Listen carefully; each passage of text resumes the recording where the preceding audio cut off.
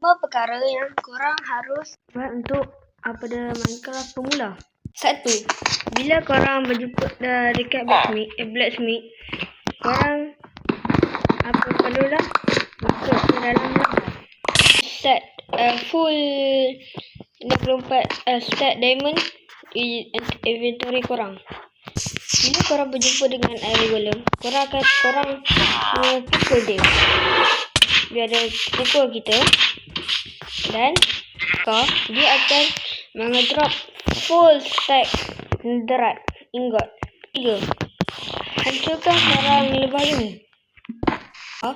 Dia akan mengedrop sekali dengan block of diamond. 4. Bila korang berjumpa dengan creeper, korang kena meletupkan dia. Keluarlah block diamond stack diamond 1 stack. 5.